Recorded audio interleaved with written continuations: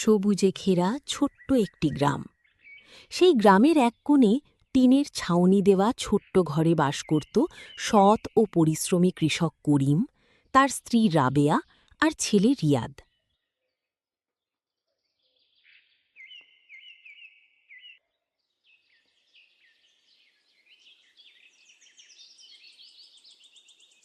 করিম ভোর থেকে সন্ধ্যা পর্যন্ত মাঠে কাজ করত, কিন্তু টানা কয়েক বছর ফসল ভালো না হওয়ায় তাদের সংসারে নেমে আসে অভাব।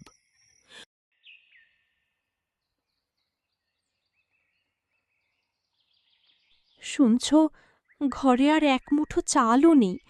আজ রাতে আমরা কি খাবো? আল্লাহ ভরসা। আমি আজ আবার মাঠে যাচ্ছি। তুমি সারাদিন এত কষ্ট করো, কিন্তু ভাগ্যটাই যেন আমাদের সঙ্গে নেই। একদিন না একদিন আল্লাহ অবশ্যই আমাদের কষ্ট দূর করবেন।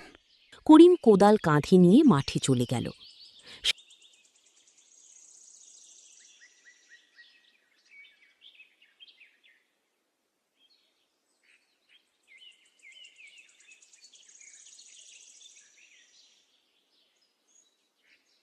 সারাদিন কঠোর পরিশ্রম করলেও জমি শুকিয়েছিল।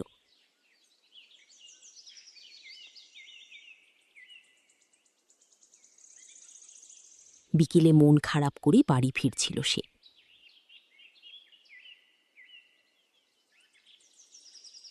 বাবা, কেউ কি একটু পানি আর খাবার দেবে? অনেক ক্ষুধা লেগেছে, অনেক দিন ধরে কিছু খাই না। আহা, এই নিন চাচা, আমার কাছে যা আছে সবই আপনাকে দিলাম। আপনি আগে খান, আমি না হয় পরে কিছু একটা ব্যবস্থা করব। আমাকে সব দিয়ে দিচ্ছ, তাহলে তুমি কি খাবে? আমি না হয় পরে কিছু একটা ব্যবস্থা করব। বৃদ্ধ ভাত আর পানি খেয়ে ধীরে ধীরে উঠে দাঁড়ালেন। তারপর রহস্যময়ভাবে হাসলেন। তুমি খুব ভালো মানুষ বাবা, তোমার মনটা অনেক ভালো।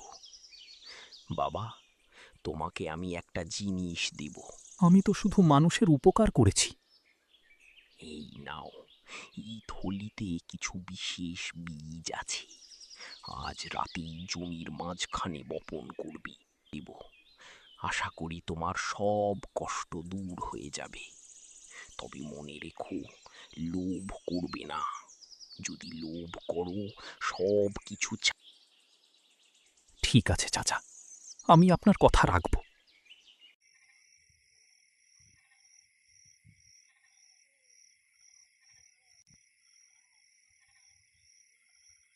করিম বাড়ি ফিরে সব কথা রাবেয়াকে বলল।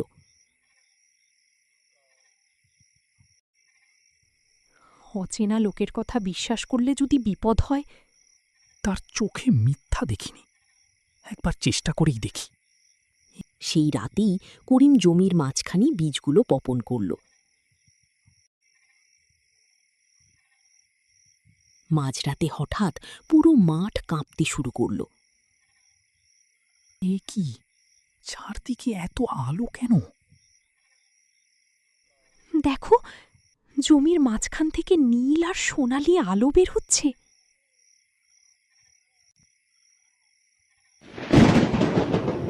হঠাৎ আকাশে বজ্রের মতো শব্দ হলো। বীজের চারপাশে ঘূর্ণিঝড়ের মতো আলো ঘুরতে লাগল। মুহূর্তের মধ্যে ছোট্ট চারাটি বিশাল গাছে পরিণত হলো। তারপর পুরো মাঠে ছড়িয়ে পড়ল জাদুর আলো।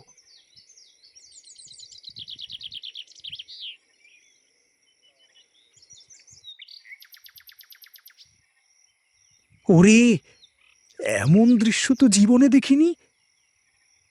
শুকনো জমি এক রাতেই সবুজ হয়ে গেল।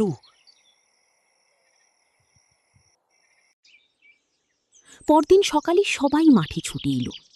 পুরো জমি সোনালি ধানে ভরে গেছে।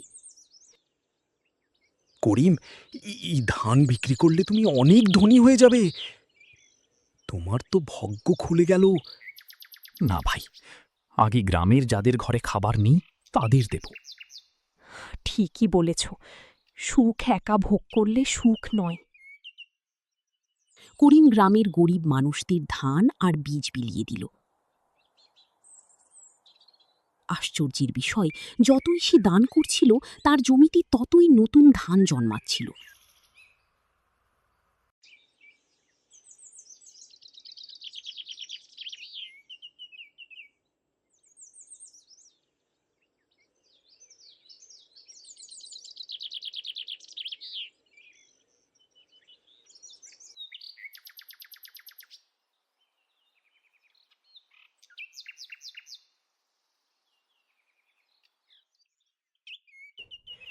করিম, তুমি পরীক্ষায় পাশ করেছ। আমি তোমার মতো একজন নিঃস্বার্থ লোককে খুঁজছিলাম। আপনি আপনি আবার এলেন? আপনার আশীর্বাদেই আজ আমাদের জীবন বদলে গেছে। আমি সাধারণ মানুষ নই, আমি তোমার পরীক্ষা নেওয়ার জন্য ভিখারি সেজেছিলাম। আমি এই গ্রামের সৌভাগ্যের রক্ষক। মনে রেখো, সততা আর দয়া কখনো বৃথা যায় না। আপনার আশীর্বাদেই আজ আমাদের জীবন বদলে গেছে। কথা শেষ হতেই বৃদ্ধটি সোনালি আলোয় মিলিয়ে গেলেন।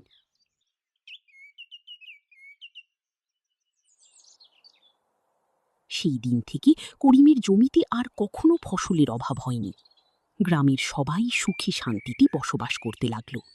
তো ছোট্ট বন্ধুরা, এই গল্প থেকে আমরা শিক্ষা পাই যে সততা, পরিশ্রম এবং নিঃস্বার্থভাবে মানুষের সাহায্য করলে তার প্রতিদান একদিন না একদিন অবশ্যই ফিরে আসে। লোভ মানুষকে ধ্বংসের পথে নিয়ে যায়, আর দয়া ও উদারতা মানুষের জীবনে সুখ, সম্মান ও আশীর্বাদ বয়ে আনে। হ্যালো বন্ধুরা, আমাদের চ্যানেলে তোমাদের স্বাগতম। নতুন নতুন মজার ভিডিও দেখতে এক্ষুনি সাবস্ক্রাইব করো। ভিডিওটি ভালো লাগলে একটা লাইক দিতে ভুলো না। তোমার মতামত কমেন্টে লিখে জানাও, আর বন্ধুদের সাথে ভিডিওটি শেয়ার করো। তোমাদের ভালোবাসাই আমাদের অনুপ্রেরণা। তাহলে এক্ষুনি সাবস্ক্রাইব, লাইক আর কমেন্ট করো। ধন্যবাদ।